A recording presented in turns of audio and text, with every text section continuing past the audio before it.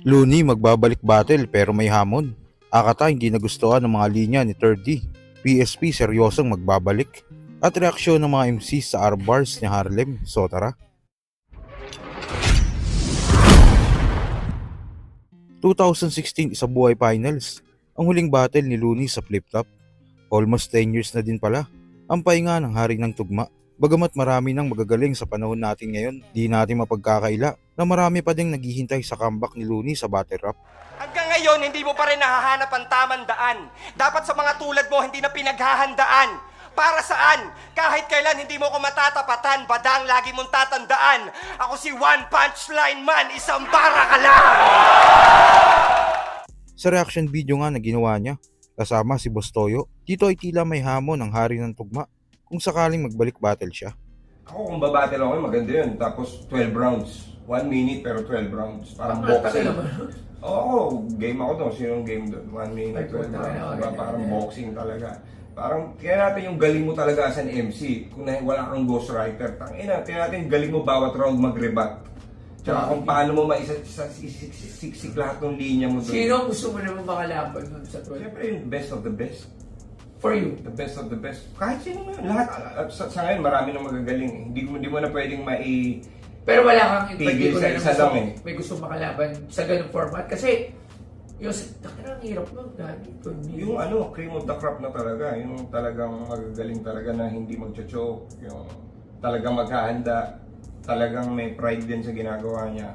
Hindi lang parang doing it for the clout. Doing it for battle rap talaga dahil gusto niya yung battle rap. and to prove the word and the followers na putang ina seryoso type shit ko. Hindi to para sa kung ano ba. Oo, kasi So walang prove na putang ina. Talagang magaling. For the... We do this, but even before maging mainstream to, ganito na ako ka-passionate sa battle rap eh. Sa kabilang balita naman, magandang palitan nga nangyari sa labang 3D versus Saki dahil nga isa si Saki sa bumatel sa PSP. Kaya naanggulo nga sa kanya ito ni 3D sa round 1. Sa mga linya na ito ni 3D, tila hindi nagustuhan ito ni Akata. Benta ng dangal para lang sa PSP. Si Rafian daw ay isang MC gustong maglaro ng... Ano bang dangal? Nag-exist ba talaga yun? Pilipino ka eh, yung mga politiko dito, wala kang dangal eh. Ikaw pa kayang ordinaryong mamamayan. De, biro lang. Wala, hindi ako galit sa mga anti-PSP. Bahala kayo dyan. Basta kami, kumain ng masarap. Baliktarin yung FT para lang sa TF. TF, yeah. Nice! Okay lang yun. Walang problema doon. Bakit ba kasi kailangan loyal lagi? Ano naman kung may ibang pagkakakitaan, di ba? Ang corny ng angulo nyo na ganyan, na kayo lang yung tunay. Ano nyo? Hindi kayo ng tunay. Tunay na maghihirap. Ayoko lang ayoko yung angulo ng pag nasa PSP ka, wala kang kwenta. Ano yun, flip top lang talaga may karapatan maging battle rap sa Pinas. Ay, sa buong mundo, di ba? Ay, daming battle rap sa buong mundo eh. So, sa Pinas, dapat isa lang. Ha! No way! Sa PSP, parang, ang dami nyong iyak. Kung napapakain kayo, kumain kayo.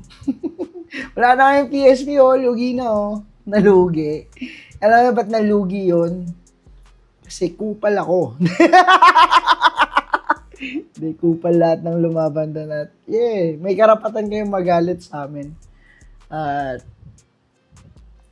congrats sa mga tunay na nananatili. Di ka bumatel sa PSP. Pag di ka bumatel sa PSP, sobrang tunay mo na kagad. Legit na hip-hop ka na. Inang yan. Wale, ang bobo ng opinion nyo. Ang pangit ng diskusyon. Pag hindi ka bumatel sa PSP, isa kang legit MC. Banggit mo, di pinopromote mo din, tanga! Mismo! Di ba kayo lang din nagpapaputok no kabilang liga, kakagawa nyo ng issue. Hindi na lang kayo matuwa na pag gumawa kami ng issue sa PSP, damay din yung flip top. Pero wala ng PSP. Okay na yan. Enjoy nyo na yung flip top. Ganun lang yun. Huwag kayong iyakin sa mga kaganapan sa paligid nyo. Ang dapat nyong isipin, kumuha kayo ng pera, umuwi kayo sa bahay nyo, mahalin nyo yung pamilya nyo, at hindi yung kung sino-sino lang sa paligid nyo na lahat yan gamitan. Sa kabilang balita pa, 1 taon nga lang ang inabot ng PSP sa mapa ng battle rap scene. Dahil sa maraming bash ang nasabing liga, dahil sa mga controversial na hinarap nito. Kaya napagdesisyonan ng founder na PSP na si Phoebus na wag nang ituloy na sabing liga.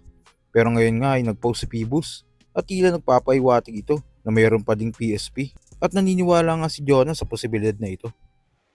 Para sa akin lang siguro magkakaroon pa ng PSP. Magkakaroon pa ng pangil sa pangil para sa akin lang Kasi alam nyo, inumpisahan niya ni Boss P na mahal niya rin kasi yung hip-hop. Hindi ko inaano to kasi may mga video, may mga battle sa flip top na makikita nyong nasa unahan si Boss Phoebus. At lahat ng mga battle na mga dating battle pa, puta, inaano niya sa amin yun na nandun siya. Tsaka pinanood niya sa amin, nandun talaga siya. Anong battle ni Delo tsaka ni Zaito, yung tukko, nandun siya sa battle na yun. Nandun siya sa crowd. Kumbaga, talagang fan na siya ng flip top mula noon. Kaya siguro na ano niya rin magsubukang magtayo ng liga, ganun. Pero alam nyo, ang PSP rin naman is nakatulong din naman talaga siya sa mga hip-hop na katulad ko na battle MC. At sa uling balita, almost 1 million views na nga din ang labang Harlem vs Katana. Ang laban na ito ay tila naging laban ng mag-ama.